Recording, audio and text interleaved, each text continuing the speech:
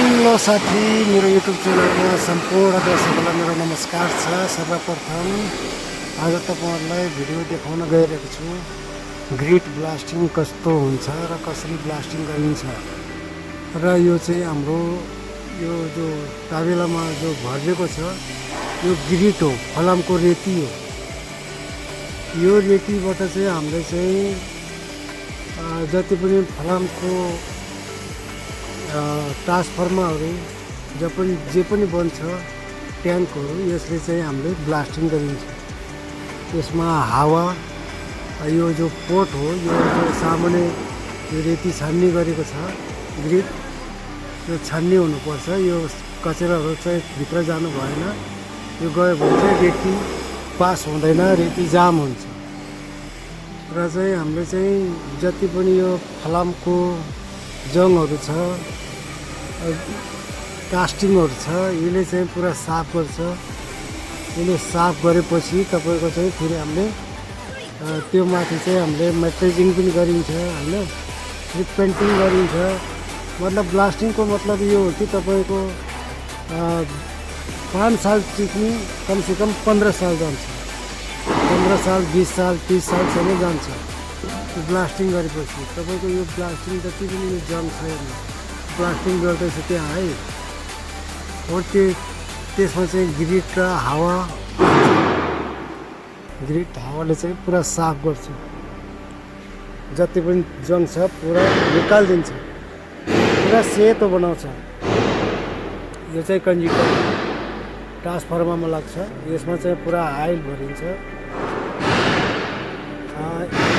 कसरी सेतो बनाउँछ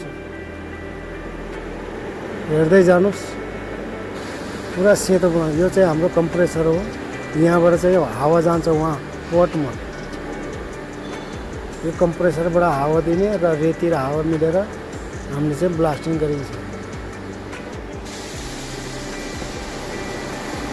यो पोटमा पुरा हावा छ, हावा र ग्रिट पुरा साफ गरेको छ।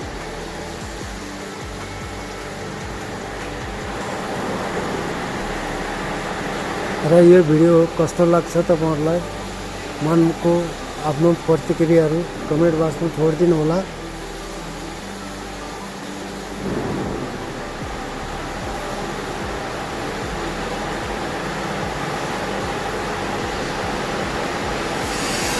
यो जो मान्छेलाई पनि एउटा छिल्काले लाग्छ नि, घावै बनाउँछ, एकदम केही सिताउँछ। कमसेकम 600 केजी हावा जान्छ यसमा।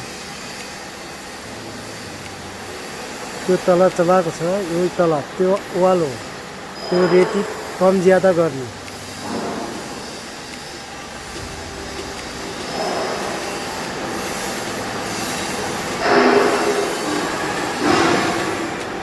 त्यहाँ चाहिँ एउटा फिक्स हुन्छ चलाउनको लागि, रेती धेरै जानु पनि भएन, कम जानु पनि भएन, एकदम मिडियममा जानु पर्यो। यो चाहिँ अब हाम्रो आधा काम त भ्याइयो, आधा पुरा भ्याइयो, अब छैन, अलिकति वो साइड छ। अब रेती भर्दैछ, फेरि ग्रिट भर्दैछ।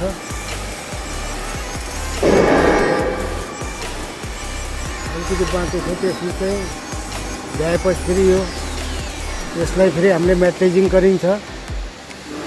मेट्रेजिङ भिडियोको त मैले हालेको छैन, अर्को भिडियोमा तपाईँहरूलाई मेट्रेजिङ कस्तो हुन्छ म प्रत्यक्ष रूपमा भिडियो हालौँला।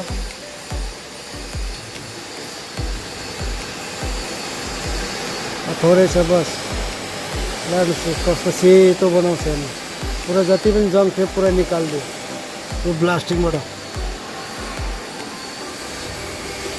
त्यसो गरेपछि एकदम टिकआउट हुन्छ। हस्त आजको भिडियोलाई यति नै बिदा हुन चाहन्छु। नमस्ते।